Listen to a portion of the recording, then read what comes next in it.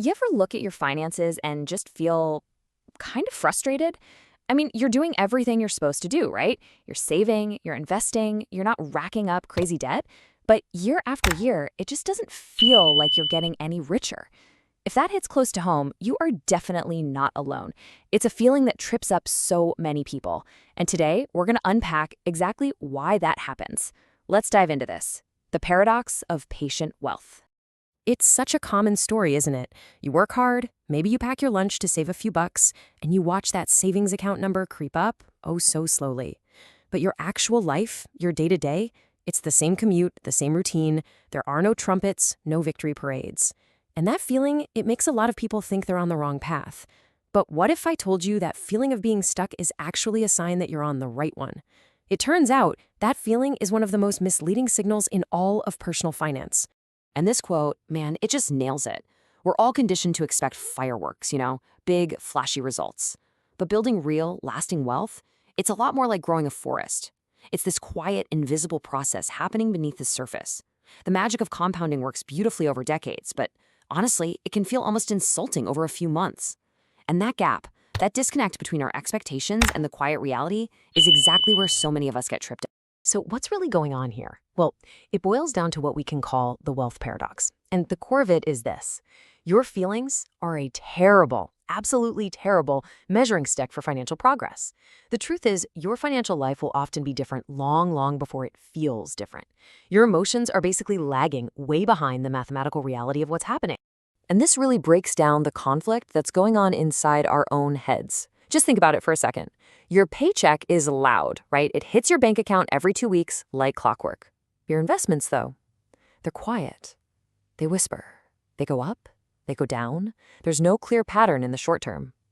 One demands your time. You got to show up to work, while the other demands your discipline, your patience. So is it any wonder we trust the loud money more, even when the quiet money holds all the real long-term power? And that brings us to a huge misconception. When you hit that first big milestone, let's say it's $100,000, it is so tempting to think, yes, the magic of compounding is finally here. But in reality, no. That initial sum is mostly just your own sweat and your own savings. You are still the one dragging that cart up the hill by hand. It feels slow because it is slow at this stage. And this is precisely why so many people get discouraged and think the whole system is rigged against them. So all of this leads us into what we can call the cold, boring phase. And look, this isn't a sign you're failing. It's the price of admission. It's a test. It's specifically designed to filter out the impatient, the people who are looking for a get-rich-quick scheme instead of a real, solid wealth-building system. I absolutely love this analogy because it just perfectly captures that feeling, doesn't it? You save, you invest, and a year later your gains might be, a few $100? It feels totally pointless compared to your salary. But that frustration, that is exactly what every single wealthy person felt at the beginning of their journey.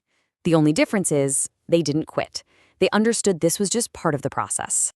Okay, here's another way to think about it. Imagine you're on a plane. The first few thousand feet of takeoff don't look all that impressive, do they? You're still pretty close to the ground. The view isn't great. But that slow, steady climb is the absolute prerequisite for reaching cruising altitude, where the real power and efficiency kick in. Judging your entire financial journey by these early years is like judging a cross-country flight by its takeoff. It just doesn't make sense.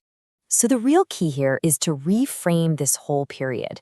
It's not a flaw in the system. It's a feature. It's like the system's guardrail. It rewards temperament over talent and endurance over excitement.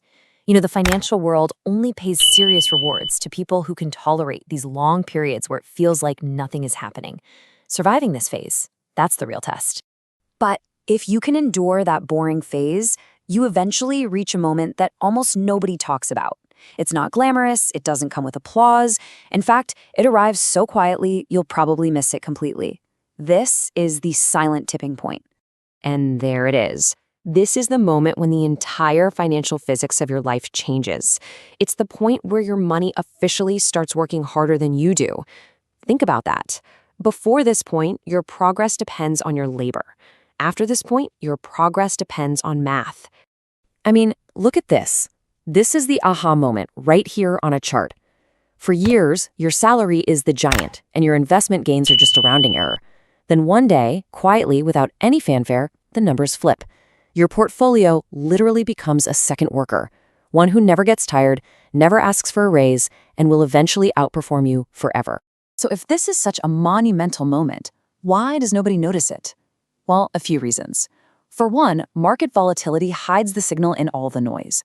A good year is followed by a flat year, and we just focus on the recent stagnation. It also gets lost in the routine of daily life. Most people would just dismiss it as a one-off, lucky year. And maybe most importantly, we just aren't taught to look for it. We walk right past the finish line of phase one without even realizing it's there. But recognizing this tipping point, even if you see it in the rearview mirror, triggers this profound psychological shift. It's the moment you evolve from simply being an earner of money to becoming an allocator of capital. Your entire role in your own financial story changes fundamentally.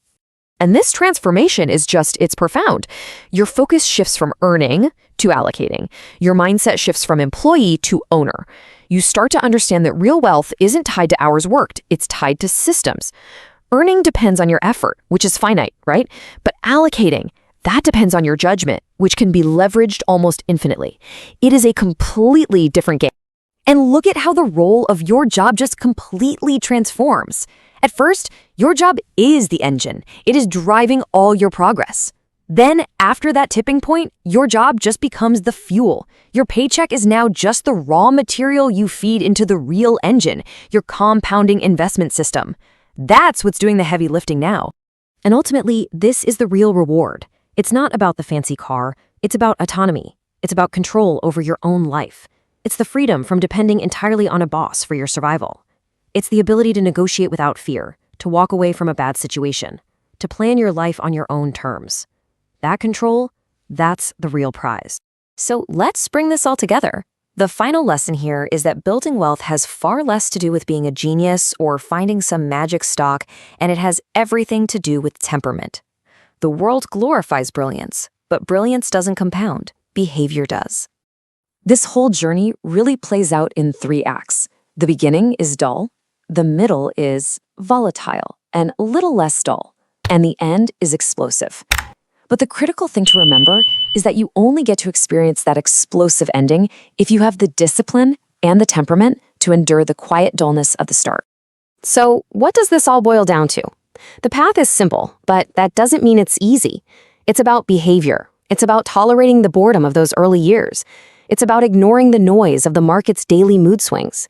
It's about refusing to interrupt that beautiful, quiet process of compounding.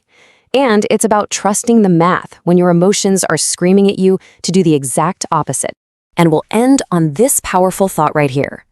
The entire journey of building wealth is completely counterintuitive. It will feel like nothing is happening for a very, very long time. You will be tempted to quit 1,000 times. But if you can stay the course, one day you will wake up and suddenly, quietly, it will feel like everything. The only question is, do you have the patience to wait for that day?